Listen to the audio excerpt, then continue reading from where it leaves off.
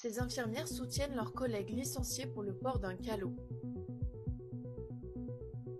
J'ai été révoquée par mon employeur pour mon apparence. Il a estimé que le calot que je portais était un signe religieux, sans jamais vérifier les faits. Et cette décision, elle ne repose en aucun cas sur mes compétences professionnelles, ni sur un manquement professionnel, mais vraiment sur une interprétation. Majdouline est infirmière à la Pitié-Salpêtrière depuis 2018. En octobre 2025, malgré les bonnes évaluations de sa hiérarchie, elle est radiée de l'AP-HP pour port d'une tenue vestimentaire inadaptée, un couvre-chef, et refus réitéré de l'ôter malgré les demandes. Le couvre-chef en question, un calot, ce bonnet porté pour éviter de transmettre des infections aux patients. Presque tout le personnel soignant porte un calot à l'hôpital, c'est tout à fait normal et ça fait partie de la tenue vestimentaire. Tout a commencé en décembre 2024.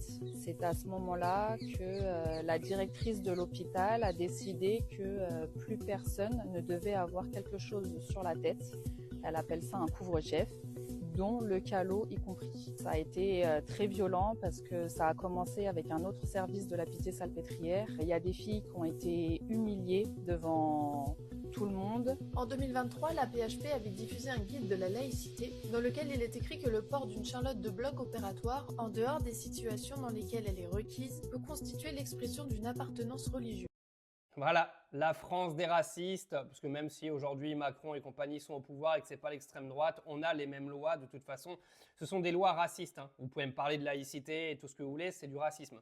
En plus, quand c'est un calot et que c'est quelque chose d'obligatoire dans des endroits hospitaliers, etc., c'est encore plus flagrant. Mais vous pensez vraiment qu'avec vos idéologies à la con, là, vous allez gagner à long terme? Vous allez tout perdre en fait. Parce que ce que vous ne comprenez pas, c'est que premièrement, déjà, ce port de calot, il est obligatoire et quand bien même, de toute façon, ce serait un signe religieux ou je ne sais quoi, vous allez faire quoi? Vous allez interdire à toute l'immigration du pays de travailler? Non, parce que vous êtes gentil de jamais respecter en fait la foi des autres et la vie privée des autres. Mais à force en fait de rejeter l'immigré, parce que je présume que c'est une femme qui était sûrement liée à l'immigration, etc., etc., tout le baratin français.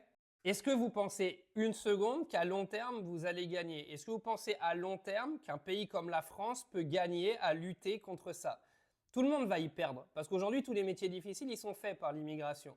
Et pour ceux qui n'ont toujours pas suivi, il y a une courbe de l'INSEE qui est tombée avec un taux de natalité qui est en train de s'écrouler littéralement et des gens, en gros, le nombre de décès est en train d'augmenter par rapport au taux de natalité.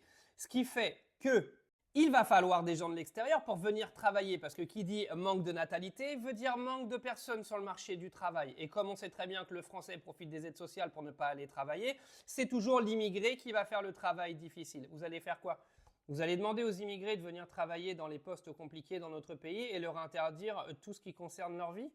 Vous pensez franchement que ça c'est viable à long terme? On va en reparler dans quelques années mes chers amis.